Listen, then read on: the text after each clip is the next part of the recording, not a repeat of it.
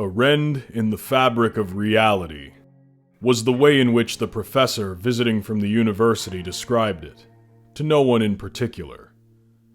Right before he tried to walk directly into it. We were ready for it, of course. It'll do that to you when you aren't used to it. Two of our men grabbed him handily by the shoulders and pulled him back, heels dragging on the soft ground. As he protested and struggled, I checked the markings on the ground. 4 more feet and he'd give up and come to his senses. He would still feel the urge, as we all do, but that relentless impulse would dull to a more bearable thrum. A familiar dread curled in the pit of my stomach, an unwelcome reminder that my own body would so readily betray me should I be the next to slip up. The edges of the portal shimmer, like the air above a car roof on a scorcher of a day. Closer to the center, that shimmering air thickens. No, congeals and becomes murky, with a dark, impenetrable-seeming core, clearly exuding an unnatural danger and yet so tempting. The unknown. A portal to another dimension, a wormhole, a black hole, a gateway to a higher plane.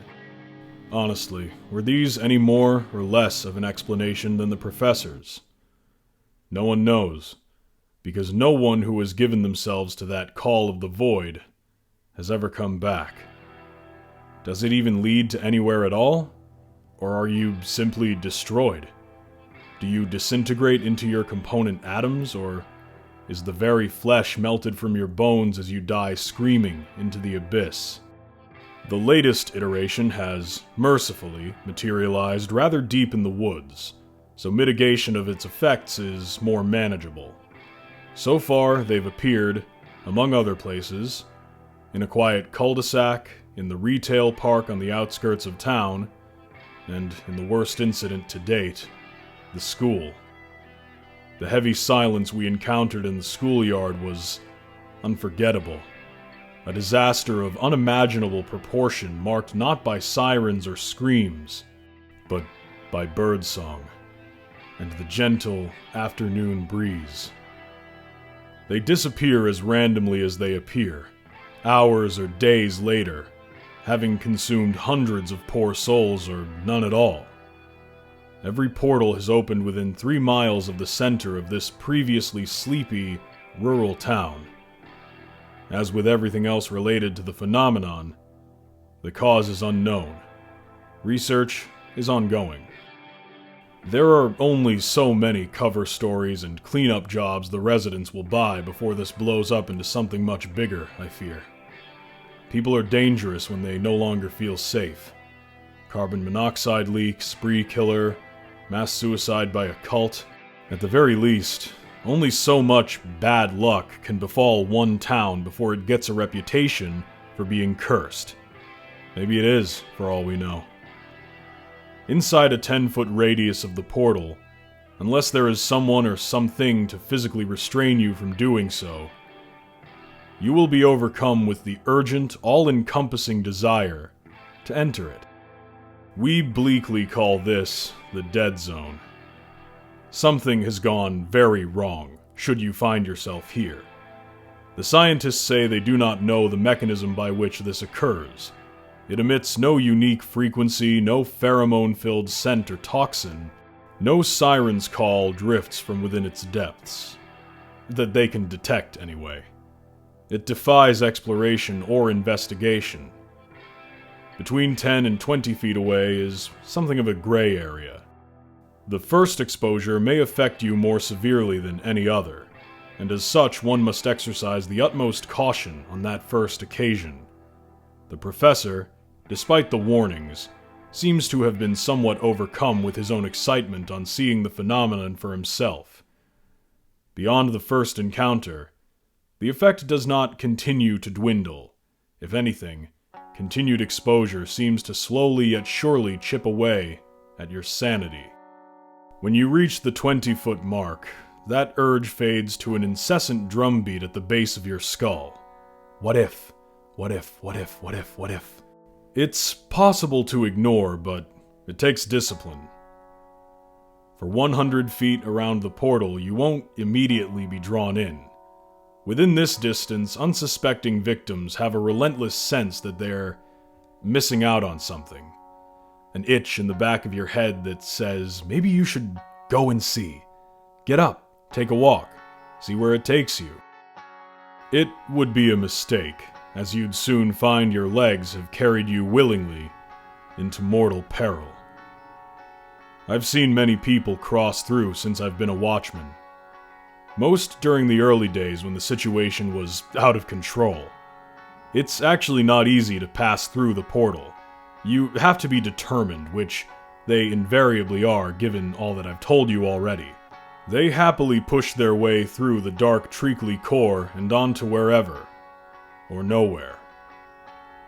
I often lie awake at night, praying the call will come to say they have made progress on how to shield us from it, or at the very least that the latest one has closed up and vanished.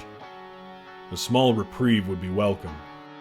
When I do sleep, it's fitful and full of nightmares. My psyche offering up grim depictions of the depths of hell and all its creatures, guessing at what may lie beyond that gateway. It's hard to cope, living in fear of something you have to constantly remind yourself to be afraid of. Can you see the problem with guarding this malevolent tear in reality to stop people from entering it? It's like parking a wheelbarrow full of smack in a rehab clinic for safekeeping. But the staff are as much addicted as the patients. There is, of course, a system. It's imperfect, we still lose men with alarming regularity. But there are some developments on how to deal with this thing.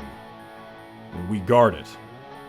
I've been doing this long enough to know that we are an expendable commodity. Never step within the 10-foot radius. Prevent others from doing so by force if necessary.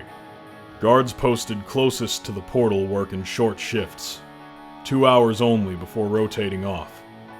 Shifts guarding further out are longer but still restricted. They give us pills to take daily. We aren't told what they are, but we speculate that they may be antidepressants or something else that changes your brain chemistry. I can't say that they've helped. In our downtime, we're encouraged to occupy our minds, be it games, books, TV, podcasts, music, and to actively recall these when we are on duty. All the better to dull that urge that grows the longer you stand near the portal. The men have their own talismans. Crucifixes, rabbit's feet, obsidian, protection runes, black salt. All useless in my opinion.